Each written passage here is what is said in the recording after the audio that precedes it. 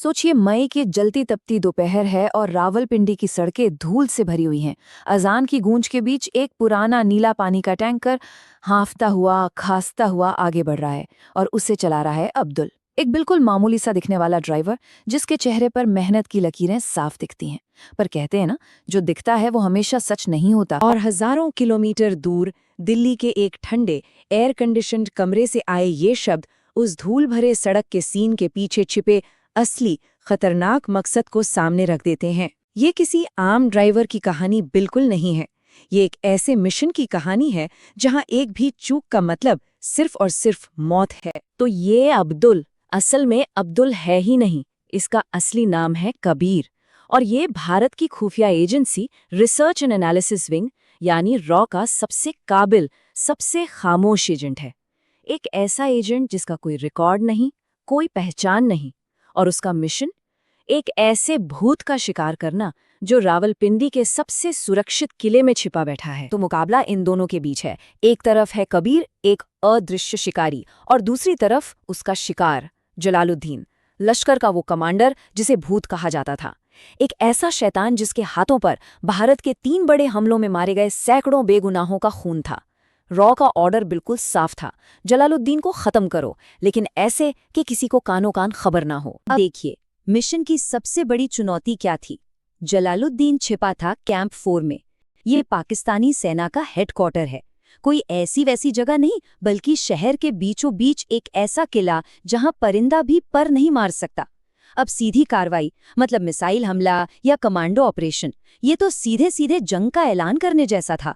तो कबीर को अंदर जाने का कोई ऐसा रास्ता खोजना था जो किसी के सपने में भी ना आए। और यहीं से कबीर की वो स्ट्रैटेजी शुरू होती है जो हैरान कर देने वाली है।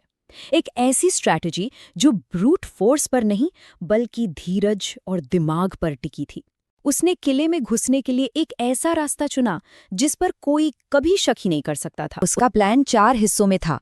पहला, उसने दुश्मन की एक कमजोरी पकड़ी। कैंप के अंदर मिलिट्री क्वार्टर्स में पानी की बहुत ज्यादा किल्लत थी।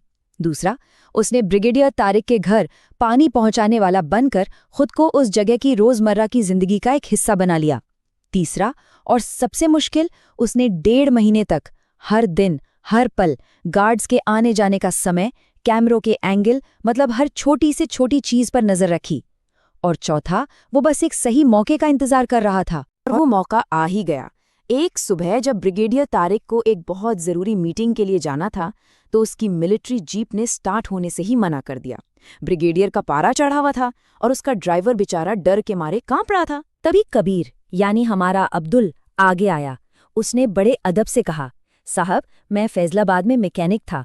ये फौजी गाड़ियां मैंने बहुत ठीक की हैं। और सिर्फ 2 मिनट के अंदर कुछ तारों को यहाँ वहाँ करके उसने जीप स्टार्ट कर दी। ब्रिगेडियर उसकी काबिलियत से इतना इम्प्रेस हुआ कि उसने कबीर को अपना पर्सनल कॉन्ट्रैक्ट ड्राइवर ही बना लिया। पानी का टैंकर अब पीछे छूट चुका था। कबीर किले के एक कदम और अंदर पहुंच गया था। और बस इसी तरह एक मामूली मैकेनिक के भेष में कबीर उस शेर की मांद में दाखिल हो गया, जहां से उसका टारगेट पूरे देश में दहशत फैला रहा था। अब असली खेल शुरू होने वाला था। जरा सोच कर देखिए वो जगह कैसी होगी। 3-3 लेयर की सिक्योरिटी, हर कोने पर स्नाइपर टावर्स और हर दरवाजे पर फिंगरप्रिंट और रेटिना स्कैनर्स।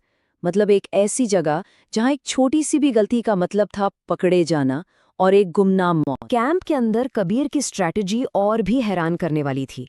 उसने खुद को एक अनाड़ी, एक बेवकूफ, जी हुजूरी करने वाला नौकर बना लिया। वो जानबूझकर गालियां सुनता, अफसरों के जूते पॉलिश करता, हर काम में छोटी मोटी गड़बड़ी करता, ताकि कोई भी उसे खतरे के तौर पर देखे ही नहीं। एक भूत को पकड़ने के लिए वो खुद हवा बन गया था, बिल्कुल अदृश्य। और इसी अदृश्य होने का उसे इनाम मिला।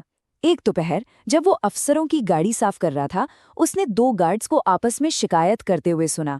वो गेस्ट हाउस नंबर 3 में ठहरे किसी खास मेहमान के बारे में बात कर रहे थे, जिसे रात में अस्थमा का जोरदार दौरा पड़ा था। बस कबीर के कान खड़े हो गए।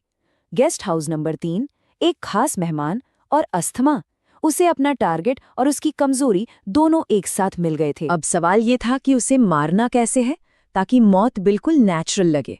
तो इसका जवाब उसकी कलाई पर बंधी एक मामूली सी दिखने वाली घड़ी में था। उसके डायल के नीचे छिपी थी एक माइक्रो सुई, जिसमें था सक्सीनल कोलिन, ये एक ऐसा जहर है जो सीधे दिल को बंद कर देता है और कुछ ही मिनटों में खून में पूरे तरह से घुल जाता है। मतलब पोस्टमार्टम रिपोर्ट में मौत की वजह हमेशा हार्ट अटैक ही आएगी। एक प्राकृतिक मौत के लिए ये सबसे परफेक्ट हथियार था। तो टारगेट पता था, कमजोरी मालूम थी और हथियार तैयार था। अब वक्त था आखिरी चाल चलने का।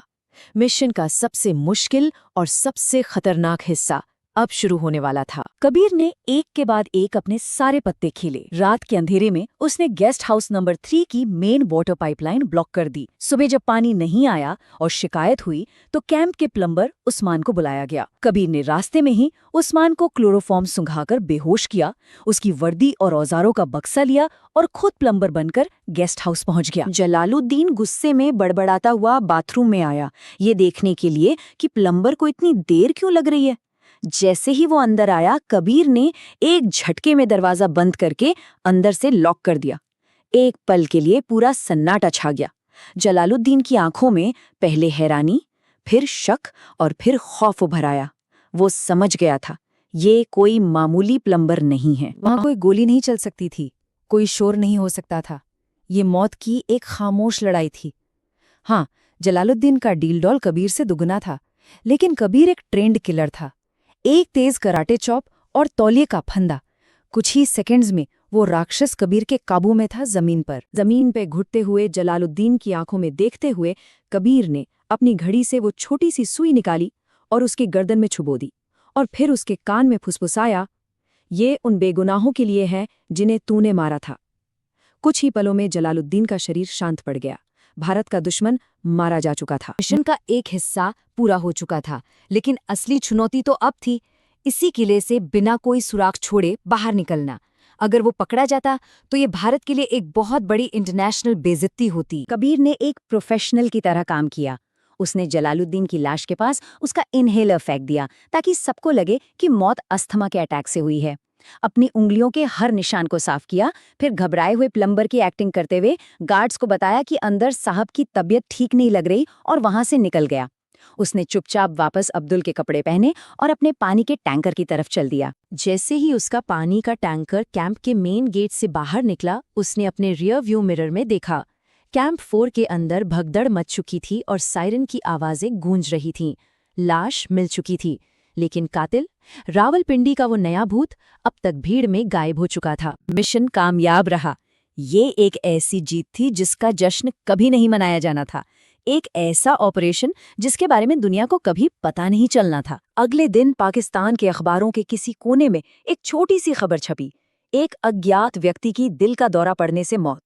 लेकिन ठीक उसी समय दिल्ली में रॉ हेडक्वार्टर्स में एक छोटा सा एन्क्रिप्टेड मैसेज पहुंचा, द ग्लास इज एम्प्टी, मतलब ग्लास खाली है, मिशन पूरा हुआ। तो ये कहानी हमें सोचने पर मजबूर करती है ना, कि कबीर जैसे कितने ही गुमनाम चेहरे हैं जो पर्दे के पीछे हमारे लिए ऐसी ही लड़ाइयां लड़ रहे हैं। उनकी ऐसी कितनी ही गुप्त जीतें हैं जो चुपचाप दुनिया का इतिहास बदल देती हैं और हमें शायद उसकी कभी खबर भी नहीं लगती।